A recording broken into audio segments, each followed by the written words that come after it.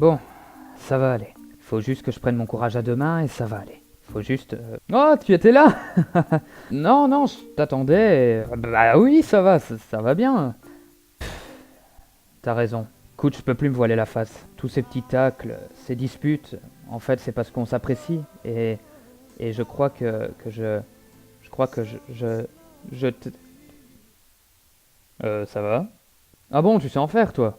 Bon, oublions ça et on y va, hein. Salut à vous, bande d'anecdotovores. Qui dit février dit Saint-Valentin, mais surtout moins de temps pour réaliser les épisodes, et donc création d'intro pourri. Mais ce n'est rien, car aujourd'hui, vous allez découvrir les étranges conditions de iTunes, une présidence pas très longue, un exploit assez inutile, et le reste comme d'habitude. Tout ça a déjà trop duré, alors allons-y.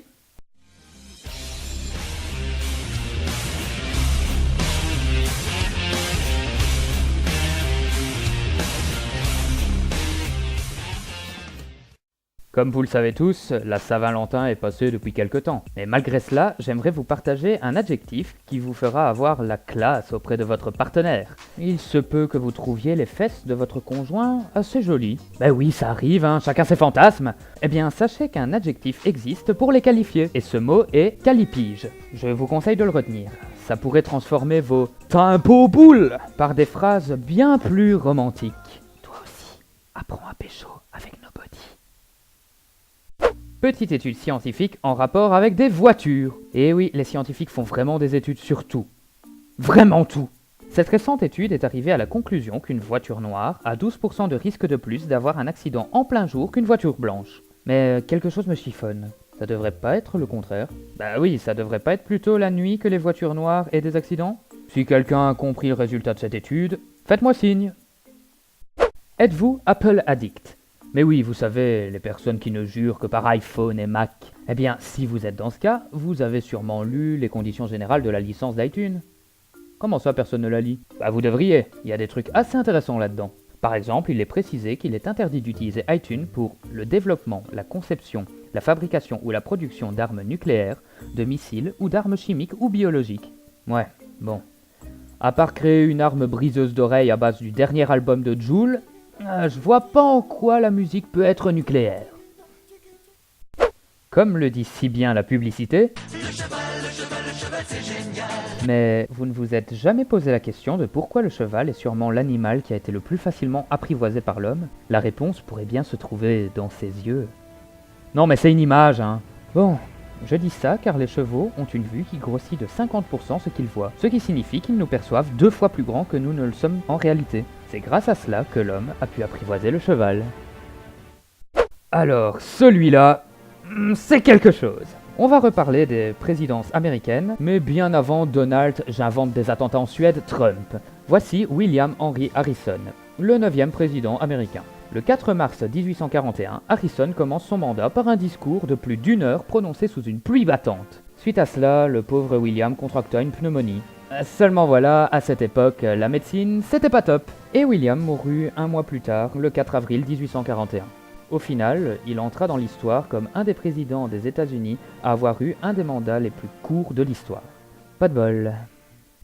Est-ce que ça vous arrive d'avoir peur en avion? Je pense que c'est quand même assez fréquent, mais aujourd'hui je vais vous relater une anecdote qui va vous rassurer pour vos prochains voyages. Les pilotes d'avion de ligne ont tous une règle simple à respecter. Afin d'éviter tout risque d'intoxication alimentaire, le pilote et le copilote ne mangent jamais le même repas durant un vol. Comme ça, si un des deux reste coincé aux toilettes durant tout le vol, l'autre peut toujours piloter l'avion. Bon, sauf si, malgré les repas différents, les deux se tapent une indigestion. Hein.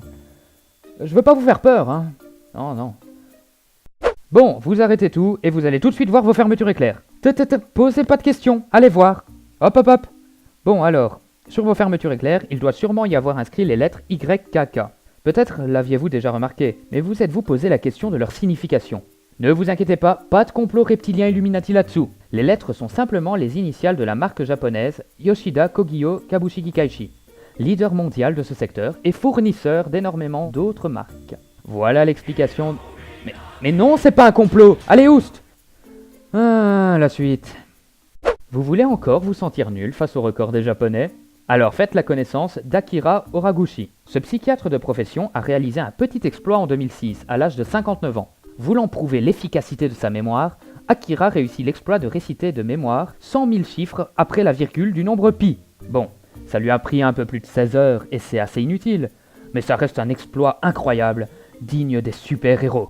Numberman, l'homme qui endort ses ennemis en récitant le nombre pi. Je la ferme et je continue? Ok. Est-ce que vous vous êtes déjà dit que la nature est quand même parfois un peu injuste avec certains composants de la faune et la flore? Eh bien, vous pouvez vous lancer dans une carrière de philosophe ou écouter cette anecdote pour confirmer vos pensées. Voici un sympathique légume du nom de céleri. Et Dame Nature a voulu lui faire un cadeau en lui donnant peu de calories. C'est sympa, seulement voilà, le céleri est tellement peu calorique que nous dépensons plus de calories en le mangeant que ce qu'il nous apporte. Il faut dire, avec ses 16 petites calories au 100 grammes, il pèse pas très lourd face à l'énergie demandée pour la mastication et la digestion. Bonne blague, Dame Nature, bonne blague.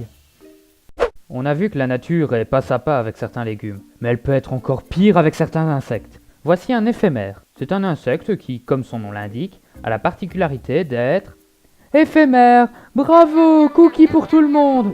Plus sérieusement, la nature a vraiment été ignoble avec ce petit truc. Sa durée de vie ne dépasse pas quelques heures. La raison? Il possède une bouche, mais pas de tube digestif. Vous savez, le truc qui est utile pour digérer et donc pour survivre. Pour le coup, Dame Nature, il faudra m'expliquer comment il peut survivre à la sélection naturelle. Hop hop hop hop hop, vous pensiez éviter l'outro? Eh non, voici le discours habituel. Oh ça va, je serai bref. Si cet épisode vous a plu, n'hésitez pas à le partager, à mettre un pouce bleu bien sympa, à lâcher un petit commentaire dans la joie et la bonne humeur, et à aller faire un tour sur Facebook pour découvrir les indices des prochains épisodes. Ça va? C'était assez court? Bien. Alors, n'oubliez pas de toujours lire les conditions générales. Faites attention à la pluie, soyez sympa avec la nature, et on se retrouve très bientôt pour un prochain épisode d'Evranecdote.